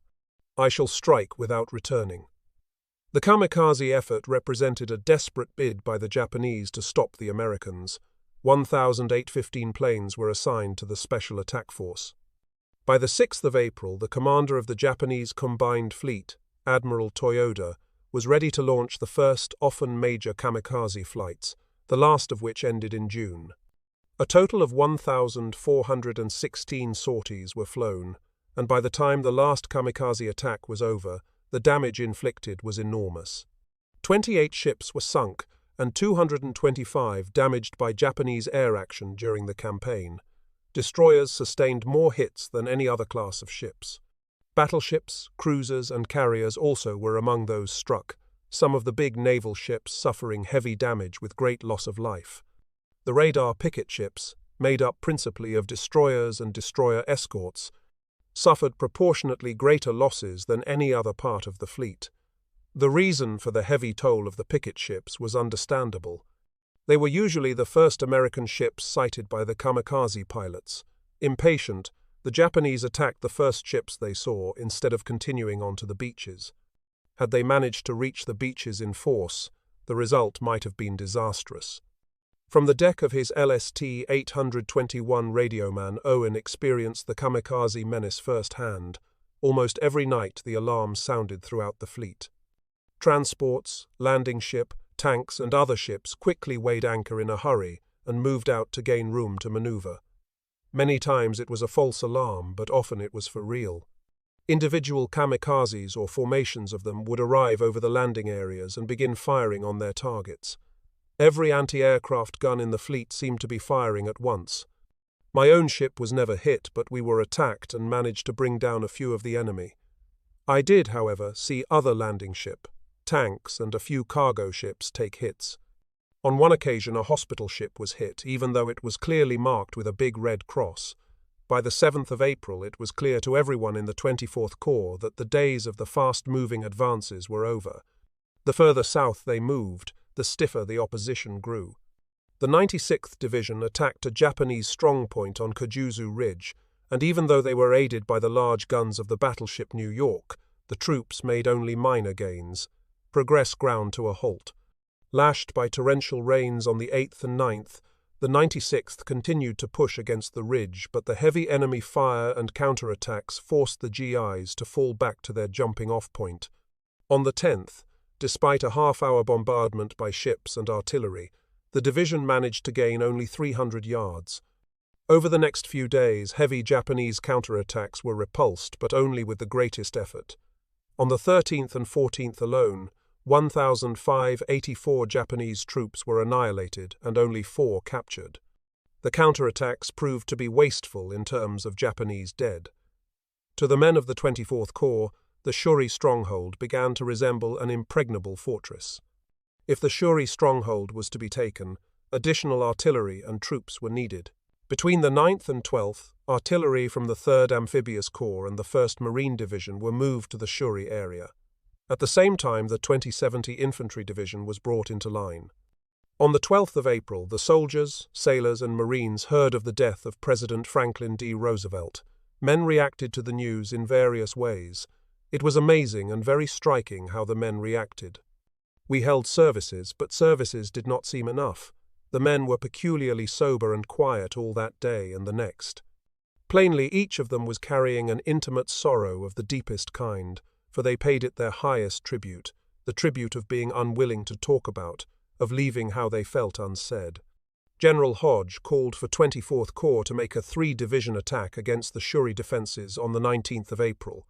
From the 15th onward, preparations for the attack were made while the area was wounded by artillery, naval guns, and planes. Tons of bombs, thousands of rockets, and countless other shells were fired into the Japanese positions. At 6 o'clock on the 19th, the guns of 27 artillery battalions opened up. At the same time, American planes flew low over the enemy and dropped their deadly explosives. One Marine pilot commented that he did not believe that we have ever exceeded or since equaled this magnitude of close air support on any given day. To the troops anxiously waiting to jump off, the enormous bombardment was gratifying, but being combat veterans, they were realistic enough to know from past experiences that somehow the Japanese would survive. The Japanese troops took refuge in their caves and concrete fortifications and, after the initial shock of the bombardment was over, moved out to man their positions. The American advance was stifled. Little, if any, progress was made all along the line that day. At Kakuzu Ridge, the 27th Division relieved the 96th. It had no better luck in trying to take that strong point. The 27th attempted a flanking movement by sending 1 battalion around the ridge to capture the village of Kakuzu. This attack proved successful, but the enemy struck back with a fury, and cut the infantry off from its supporting armor. With heavy losses, the 27th was stopped dead in its tracks. The 96th Division, meanwhile, had been placed in the center of the 24th Corps line and managed to push through Kaniku to the Nishibaru Ridge. But on the left flank of the Corps, the 7th Division made no progress at all against a rigid, fanatical resistance. The story remained the same from the 20th through the 24th. General Hodge, frustrated by his first attempt to break through the outer defenses of Shuri, renewed the attack on the 24th. Unbeknownst to him, however, was Ushijima's order to his frontline defenders to fall back to secondary positions. Therefore, when the American attack was launched, the entire corps made significant gains against enemy positions heretofore impregnable. A few days prior to the launching of the 24th Corps attack, Buckner realized that Marine participation in the south was urgently required. On the 27th, the 3rd Amphibious Corps was shifted southward with the 1st Marine Division relieving the battle-worn 27th Division. On that day also, the 77th Division completed its transfer from Lashima to Okinawa. Its advance units were placed in the center of the American line where they began to relieve the weary troops of the 96th. By the end of the day, the 10th Army was ready to continue the attack. The American line now had the 7th Division on the left, the 77th in the center after relieving the 96th, and the 1st Marine Division on the right with the 6th Marine Division in reserve. While the 3rd Amphibious Corps took up its position, the 24th Corps continued to apply pressure on the Japanese positions. Prior to its relief, the 96th Division attempted to take the Maeda Escarpment, a vital high point with a dominating view of the surrounding territory. The area around Maeda witnessed some of the bitterest fighting yet encountered. On the 29th, units of the 77th continued the attack. Though new to the fighting on Okinawa, the division was still tired and under strength from its ordeal on Lashima and made little headway against a determined enemy. On May 1st, the 1st Marine Division completed its relief of the 27th Division. With the Army units replaced by Marines, the 3rd Amphibious Corps now took control of the West Coast Drive. The two corps, now side by side, prepared to eliminate the Shuri defenses. That day the weather turned cloudy and rainy and remained that way for the next few days. Despite the inclement weather, the Americans drove headlong into the Japanese positions.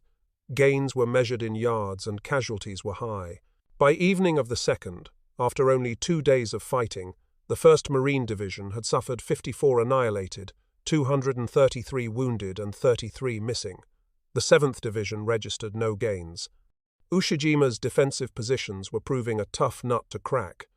Hodge's dire prediction of 2 weeks earlier seemed to be fulfilling itself. He had said, "It is going to be really tough. I see no way to get the Japanese out, except to blast them out yard by yard." By then, Ushijima no longer feared a landing in the Minatoga region and felt free to transfer troops from there to Shuri. General Cho attempted to convince Ushijima that now was the ideal time to mount a strong counterattack. Though General Kahara, the army operations officer, felt that a counterattack would result in a disaster and related his feelings to Ushijima, the latter was persuaded to go ahead with the attack. The scope of the attack was ambitious, with the objective being the destruction of the 24th Corps and the recapture of Futema, which the Japanese erroneously believed to be the main headquarters of the 10th Army. Tens of thousands of troops were deployed for the all-out counterattack. If successful, the homeland might yet be spared from invasion. The Japanese plan featured amphibious attacks in the east and west coasts, with landings behind American lines in hopes of pinning the enemy in a vice. American intelligence, though never in doubt that the Japanese possessed the capability for mounting a counterattack of great magnitude, believed the enemy would not do so. Despite the disclaimers, the 24th Corps was not caught napping. On May 3rd and 4th, the Allied ships were struck by the 5th Mass Kamikaze attack. 91 sailors were annihilated, 280 wounded and 283 were reported missing. Damage to the vital radar pickets was extensive. On the ground, the Japanese counterattack struck at dusk on the 3rd. The offensive opened with a mass bombardment. The Americans answered in kind. Added to the din were the 14 and 16-inch shells from the naval support battleships. Soon afterward, the 1st Marine Division reported the presence of enemy barges making for shore at Kuwan. The Marines reacted to the threat quickly by firing mortars and machine guns at the crowded landing barges. Burning barges, flares, and tracers lit up the coast. The Marines showed no mercy on those Japanese troops forced to jump from their burning barges. They raked the enemy as they bobbed in the water loaded down with combat gear. By the following morning, the amphibious attack at Kuwan was an unmitigated failure. Additional landings further up the coast and on the opposite side of the island ended in the same dismal manner, but this was not the main offensive. At 4:30, thousands of Japanese mortars opened up on the American lines. With naval gunfire, artillery, and air attacks, the Americans responded and blunted the enemy thrust. By evening, more than 77 tons of bombs, 450 rockets, and 22,000 rounds of machine gunfire were fired at the attackers. Despite the ever-present threat of kamikazes, the ships continued to pour a hail of steel into the Japanese ranks. As a result, the counterattack was a failure. During the attack, the army units incurred 714 casualties, the Marines 649. 6,237 Japanese perished in the attack. The failure of the attack hurt the Japanese badly.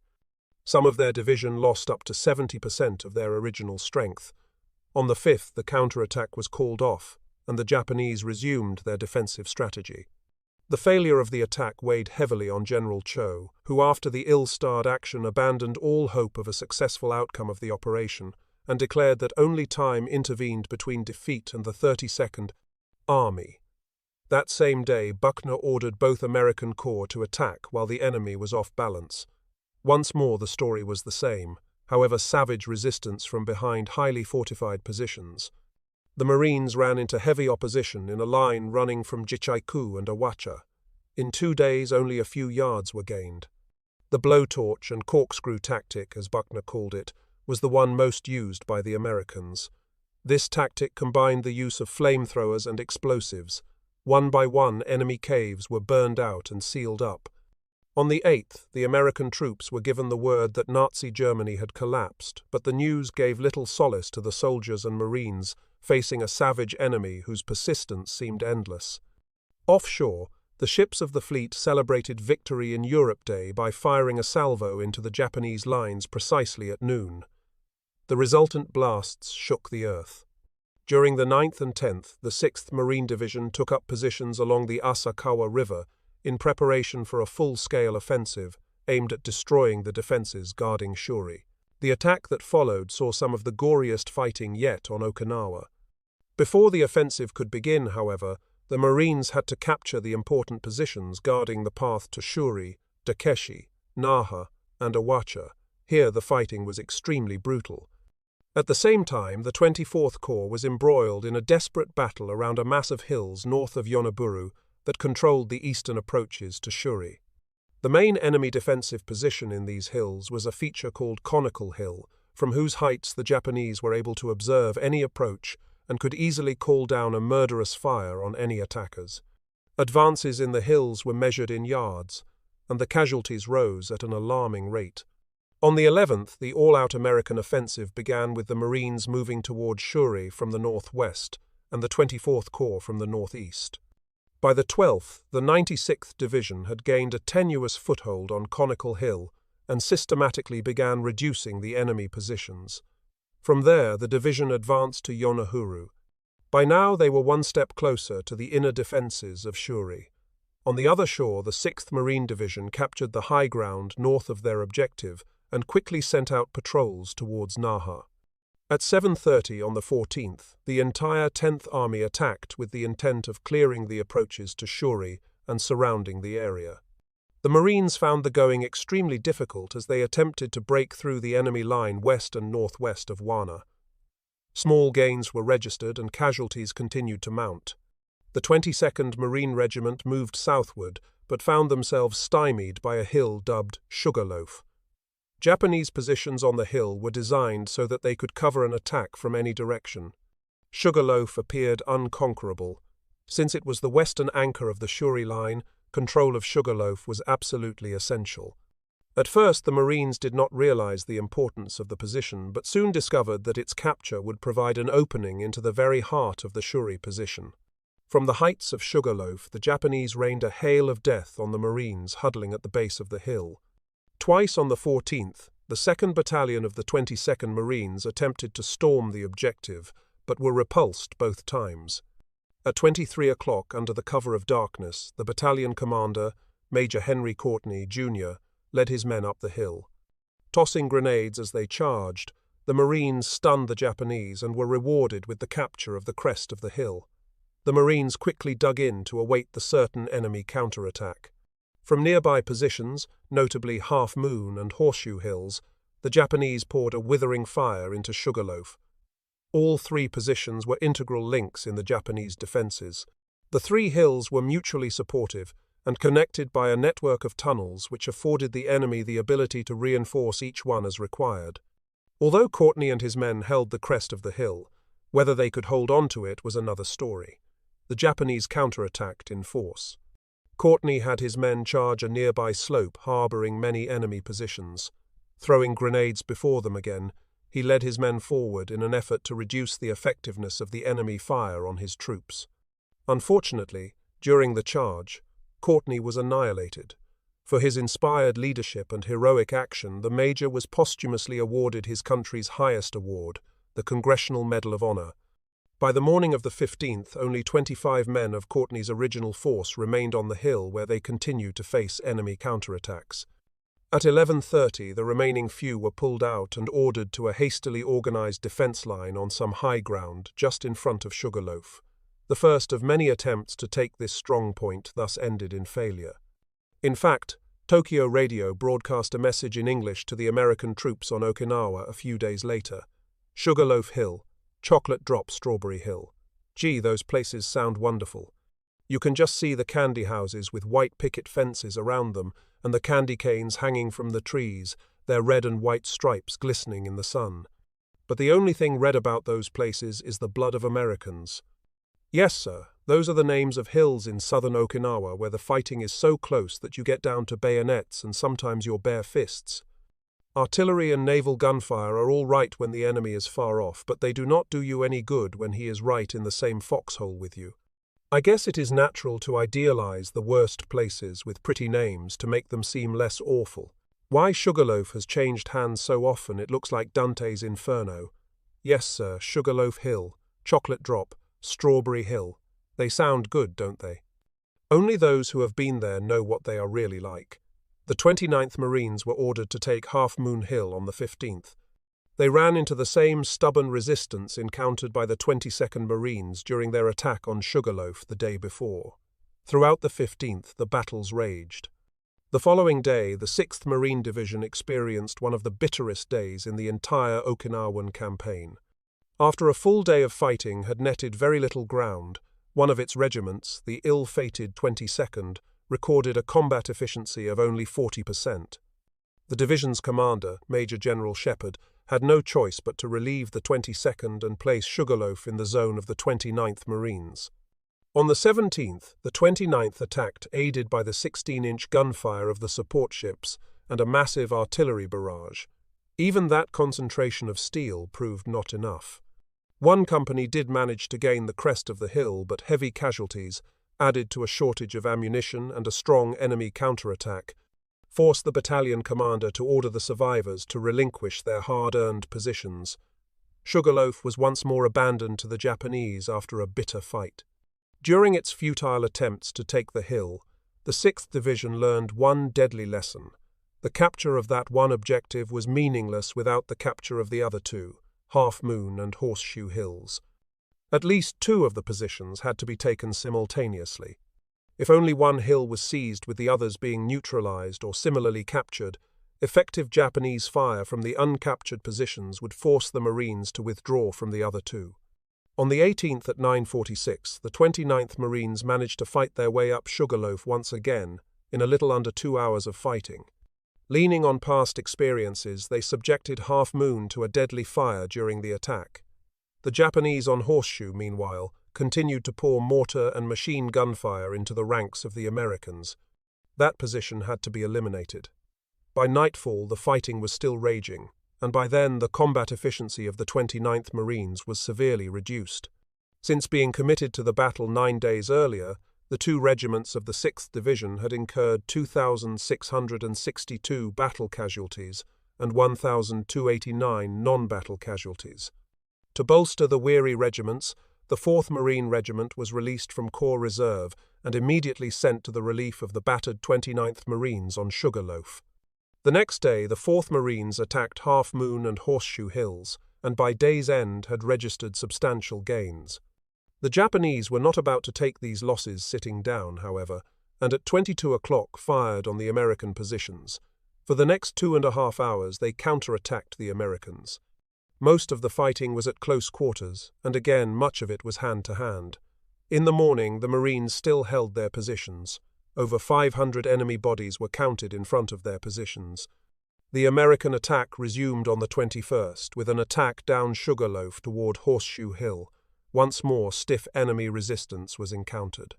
While the 6th Division battled on the 3 hills, the 1st Marine Division was to the northeast and moving on Dakeshi and Wana.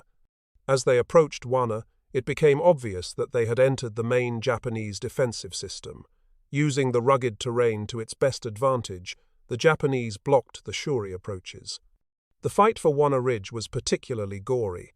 On the 17th, some small gains were registered, and Hill 55, an unusually strong position on the ridge, was captured by a platoon of Marines.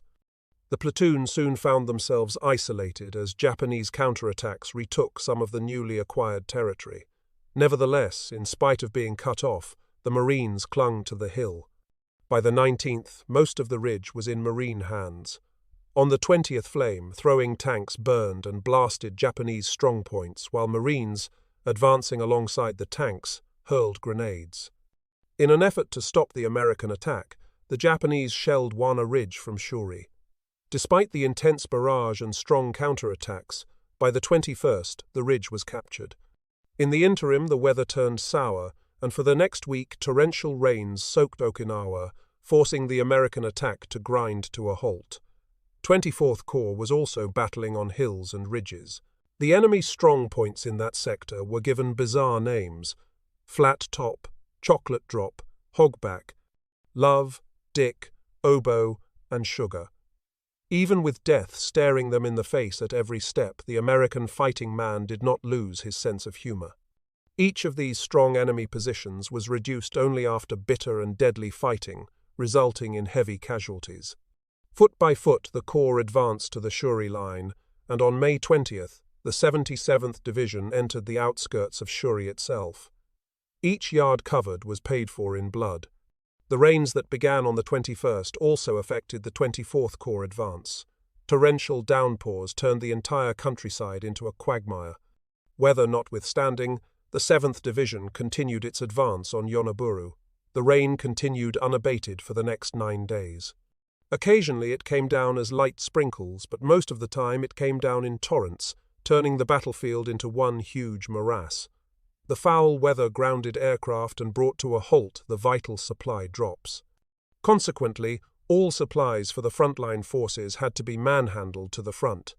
The combat engineers worked tirelessly in an effort to keep the roads open, but in the long run the weather won out. The entire front became stalemated. Ushijima remained confident that he had sufficient manpower to prevent the Americans from breaking into Shuri. He sent every available man to shore up a defensive line extending through Yonawa to Chan, southeast of Shuri. A few days later, the general's hopes were shattered. From one coast to another, the 10th Army was poised to break into Shuri. Using the cloak provided by the bad weather, Ushijima made preparations for a withdrawal from Shuri in the event the Americans somehow managed to break through. When the American attack did begin, it made good progress. Facing a potential disaster, Ushijima ordered the withdrawal to begin. The movement was quickly discovered. Naval gunfire, artillery, and mortars were concentrated on the retreating Japanese columns. The 10th Army had hit the jackpot. The Japanese were caught in the open. Taking advantage of the golden opportunity, Buckner ordered that unrelenting pressure be maintained on the retreating enemy to ensure that they would be unable to establish new positions further south. The horrendous weather, however, prevented making a full-scale attack. Even though the Japanese had begun to withdraw from Shuri, the resistance they continued to put up, belied the fact that they were pulling back. Shuri continued to bristle with death. In the west, the 6th Marine Division secured the remainder of Naha. Then, when the 7th Division moved into position southwest of Yonoburu, all was in readiness for the final attack on Shuri. On the 29th, the 1st Marine Division captured Shuri Castle, ancient seat of the rulers of Okinawa. Except for some Japanese rearguards who held out stubbornly, the majority of the formations defending Shuri escaped to the south. Why had Ushijima abandoned the Shuri defenses? The decision to do so was made at a conference held at the 32nd Army Command Post on the night of May 22nd. Originally, the Japanese planned to hold out around Shuri with a last-ditch stand in the vicinity of the castle. But Ushijima revised his plan after realizing that for the position to be held, 50,000 troops would be crammed into a defensive perimeter measuring less than a mile in diameter. This confined area would not only preclude an effective defense, it would expose the troops like ducks in a shooting gallery. The general was faced with but two alternatives: retreat to the Chinan Peninsula or to the Kiamu Peninsula on Okinawa's southern tip. Since the Americans were already approaching Chinen, Kiamu was considered the best sector in which to make the next decisive stand. The dominant feature of the Kiamu area was the JThe escarpment. This area contained numerous natural and man-made caves, ideal for conducting a prolonged defense and perfect protection from heavy bombardment. The area had already been prepared so that once the Japanese left Shuri, they had only to occupy the area and resume the deadly struggle. The newest defensive position ran from Hanagusuku on the east coast, through JThe escarpment, to Kunishi and Nagosuku on the west coast. To enable Ushijima to have enough time to move his forces into position, the rearguard left behind at Shuri had to hold the Americans until May 31st. The retreat would also have to be orderly, with one force left behind to protect the one retreating. Temporary lines of defense needed to be established until the main lines were ready. The severe weather, meanwhile, frustrated all American efforts to break through south of Shuri. Mud and the enemy rearguard harassed the pursuing 10th Army. It seemed that the horror at Shuri was no sooner ended than it was renewed with vigor as they moved south. By the 1st of June, it was estimated that the 10th Army had annihilated a total of 62,548 of the enemy, while capturing only 465. A mere 8 square miles of Okinawa remained in enemy hands. Thus far, 5,000 Americans had perished, 23,000 were wounded, and 400 had been reported missing. The butcher's bill for Okinawa was the largest of any Pacific battle, and it was not over yet. On the 4th of June, the 6th Marine Division made an amphibious attack on the Oroku Peninsula.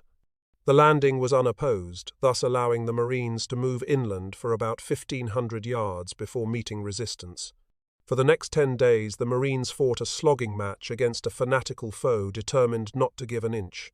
Again, the terrain favored the defenders and placed the Marines at a distinct disadvantage.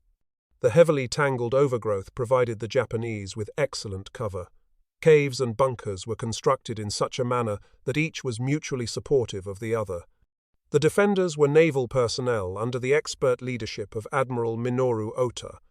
On the 6th, the admiral sent a communique to his superiors in Tokyo regarding the battle.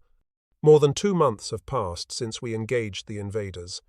In complete unity and harmony with the army, we have made every effort to crush the enemy. Despite our effort, the battle is going against us. My own troops are at a disadvantage since all available heavy guns and 4 crack battalions of naval landing forces were allocated to Army Command. I tender herewith my deepest apology to the Emperor for my failure to better defend the Empire, the grave task with which I was entrusted. With my officers and men, I give 3 cheers for the Emperor and pray for the everlasting peace of the Empire. Though my body decays in remote Okinawa, my spirit will persist in defense of the homeland. American superiority eventually won out. By the 13th of June, the last of the naval base force was eliminated, with some 86 of them surrendering. Others committed suicide or died defending their positions to the very last. At 1730, General Shepard reported to Geiger that all organized resistance on the Oroku Peninsula was at an end. Shepard noted, "The 10-day battle was a bitter one, from its inception to the destruction of the last organized resistance. The enemy had taken full advantage of the terrain, which adapted itself extraordinarily well to the deliberate defense in depth. Despite the powerful converging attack of 3 regiments, the advance was slow, laborious, and bitterly opposed. The capture of each defensive locality was a problem in itself, involving carefully thought-out planning and painstaking execution. During 10 days of fighting, almost 5,000 Japanese were annihilated. 30 of our tanks were disabled, many by mines. Finally, 1,608 Marines were annihilated or wounded. While the 6th Division struggled at Oroku, the balance of the 10th Army moved toward the southern defensive zone. On the evening of the 3rd of June, the 7th Division reached Kakibana, thereby isolating the Chinan Peninsula. The division then consolidated its position and prepared to move southwest against the Japanese positions in the Kiamu Peninsula. The 96th made easy gains in the center and captured Kamsato and Tera. At the same time, the Old Breed drove forward against only slight resistance. The weather, though, remained miserable. The rains finally stopped on the 6th of June, and the following day the sun shone for the first time in 2 weeks. That day, the 1st Marine Division captured Itaman and regrouped before attacking a Japanese strongpoint on Kunishi Ridge. The ridge was a sheer coral escarpment bristling with defenses that formed the western anchor of the Kiamu line. Because of the unlimited enemy field of visibility, the 7th Regiment's attack on the 11th was repulsed. Realizing that a day attack was suicidal, the regimental commander pulled his men back and prepared for a nighttime attack. Before ordering the attack, Buckner made an effort to induce the Japanese to surrender. Thousands of leaflets were dropped on the enemy lines, and Japanese-language broadcasts were directed at them through loudspeakers. A message was also sent to General Ushijima from Buckner saying, "The forces under your command have fought bravely and well, and your infantry tactics have merited the respect of your opponents. Like myself, you are an infantry general long schooled and practiced in infantry warfare. I believe, therefore, that you understand as clearly as I that the destruction of Japanese resistance on the island is merely a matter of days." Ushijima ignored the call for surrender. Buckner knew that he would, but the effort had to be made. At 3:30 on the 12th of June, the 7th Marines launched their night attack. The attack took the Japanese totally by surprise, and by 5 o'clock, the crest of the ridge was in American hands. It did not take the Japanese long to sense what was happening. They counterattacked immediately. For the next 4 days, the Marines on Kunishi Ridge were isolated from all other American units. Despite repeated Japanese attempts to dislodge them, however, the Marines held on. To the left of the ridge, the 1st Marines entered Osato. Throughout the attack, the Japanese lines were plastered with an enormous concentration of rocket fire from landing craft infantry gunboats ringing the peninsula. By the 16th, Kunishi Ridge was finally secured, and the Marines moved forward to eliminate enemy resistance on the slopes of Mazado Ridge. This position was cleared on the 17th. The Marines then pushed into Kuwanga. The Japanese launched a strong counterattack against Mazado, but it met with a gory repulse. The fresh 8th Regiment from the 2nd Marine Division was committed to battle for the final thrust on Kujamu Peninsula. Incredibly, the Japanese commanders were still able to rouse their remaining troops to a fever pitch, convincing them that victory was yet possible. Despite outward signs of imminent defeat and their impoverished condition, the confidence that Ushijima's army had in their ultimate victory was derived from deep-seated tradition, strongly enforced discipline, and the historically persuasive influence of Japanese military doctrine throughout the empire. Meanwhile, 24th Corps faced a difficult task, the capture of the Jeju Dake Yuza Dake escarpment. For 2 solid weeks of violent, ferocious fighting, the GIs battled to eliminate the stiff resistance on their front. The Americans pushed relentlessly into the enemy defenses. Despite counterattacks, the Americans held on to the captured territory and continued to push ahead. By the 17th, the Corps' hold on the escarpment was firm. On the 18th, the battle integrity of the Japanese began to decrease noticeably. With the exception of a strong defensive position around Madeira and Mabuni, enemy resistance was decreasing. The 1st Marine Division attacked southwest from the Mazado Ridge toward an enemy line west of Makabe. Once it breached this line, the division continued right toward the sea. That same day, General Buckner traveled to the forward lines so that he could observe the recently committed 8th Marines in action. Though cautioned about the hazards of such a trip, the general disregarded all warnings and proceeded to the front. Buckner went to an observation post on a ridge from where he could get a good view of the fighting. A few minutes after his arrival, an anti-tank shell exploded near the post, followed in quick succession by 5 more. Buckner was mortally wounded. He died soon afterward. On the 19th, General Geiger, promoted to lieutenant general, was appointed 10th Army commander temporarily. This marked the first time in the history of the Marine Corps that one of their officers commanded a unit of this size. 4 days later, on the 23rd of June, General Joseph Vinegar Joe Stilwell succeeded to permanent command of the 10th Army, but only after Geiger had achieved the long-sought-after victory.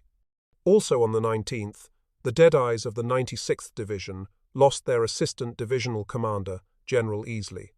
This event did not prevent the 96th from launching its attack on Madeira.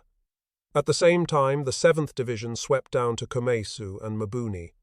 By now, Ushijima knew that the end was near and started to prepare himself for a samurai's death. In fact, as far back as the 16th of June, he sent the first of several farewell messages to Imperial headquarters in Tokyo, with a burning desire to destroy the arrogant enemy. The men in my command have fought the invaders for almost 3 months. We have failed to crush the enemy, despite our death-defying resistance, and now we are doomed. Since taking over this island, our forces have, with the devoted support of the local population, exerted every effort to build up defenses. Since the enemy landing, our air and land forces, working in concert, have done everything possible to defend the island. To my great regret, we are no longer able to continue the fight. For this failure, I tender deepest apologies to the Emperor and the people of the homeland. I pray for the souls of men annihilated in battle and for the prosperity of the imperial family. Death will not quell the desire of my spirit to defend the homeland. With deepest appreciation of my superiors and my colleagues in arms, I bid farewell to all of you forever. 3 days later, he sent another message to all survivors, congratulating them on their tenacity and calling upon them to fight to the last and die for the Emperor. But not all Japanese accepted his decision to fight to the last and forfeit their lives for the Emperor. The American psychological warfare teams were experiencing more and more success in inducing Japanese soldiers to surrender. On the 21st of June, Ushijima and Cho composed a farewell poem. In many respects, it was an epitaph for these 2 warriors. The green grass of this isle withers untimely before fall, yet it will grow again, in the warm spring of the empire, smearing heaven and earth with our blood. We leave this world with our ammunition gone. Yet our souls shall come back again and again to guard the empire forever. That same day, General Shepard reported to Corps headquarters that all organized resistance in the 6th Division's zone had ceased. Only mopping-up operations remained. Later in the day, the 1st Division captured the few remaining enemy positions in its sector. By 17 o'clock, all resistance in the 3rd Amphibious Zone was at an end. In the 24th Corps Zone, the story was basically the same. The GIs were involved in heavy fighting north of Makabe and around a major stronghold at Mabuni. Nevertheless, by day's end, they too had secured their zone. General Geiger therefore gave the order to raise the flag. After 82 days of gory fighting, Okinawa had fallen. On the 22nd, Ushijima and Cho ended their lives in traditional samurai fashion. Their bodies were buried secretly somewhere near the foot of Hill 89 south of Mabuni. The new 10th Army commander, General Stilwell, ordered an intensive mopping-up program aimed at clearing up the isolated pockets of resistance still remaining. Enemy losses for the campaign were placed at 107,539 dead, with another 23,764 presumed to be sealed up in caves. 10,755 Japanese were captured. Besides the loss of so many troops, the Japanese lost 7,830 aircraft and 16 warships. American casualties totaled 49,151. Of this total, 12,520 were annihilated and 33,631 wounded. The rest were classified as missing. Included in the toll was 4,907 sailors annihilated and 4,824 wounded. 34 American ships were sunk, 368 damaged, a grim tribute to the effectiveness of the kamikazes, and 763 carrier aircraft were lost. The battle for Okinawa resulted in the highest number of casualties sustained in the Pacific. If the capture of Okinawa was this costly, what would an invasion of Japan be like? In all, more ships were used, more troops put ashore, more supplies transported, more naval guns fired against shore targets than in any previous campaign in the Pacific. The high price of victory was due to the fact that the battle had been fought against a capably led Japanese army of greater strength than anticipated, over difficult terrain heavily and expertly fortified. In addition, the battle lasted longer than expected, but the military value of Okinawa was well worth the price. It was large enough to act as a staging area for an invasion of Japan, it provided numerous airfields, and it furnished fleet anchorages right on Japan's doorstep. From its airfields, fighter planes were able to escort the B-29s carrying out their attacks on Japan's cities from bases in the Marianas. Teamwork was one of the key factors in the success of the Okinawan campaign. Inter-service cooperation was at its finest there. In addition, the tank proved to be one of the greatest weapons on the battlefield. Okinawa was also a model of amphibious operations. What had begun at Guadalcanal, had continued at Makin and Tarawa, been improved upon in the Marshalls, refined at the Marianas and Leyte, and matured at Iwo Jima, was perfected at Okinawa. There, all that was previously learned in the art of mounting a seaborne attack against an enemy-held land mass culminated in the Americans' greatest Pacific victory. Had Ushijima accomplished his task? Yes. He bought his homeland a precious 3 more months in which to prepare for an Allied invasion. Little did he know that an atomic bomb would end the war less than 2 months after his own life was over.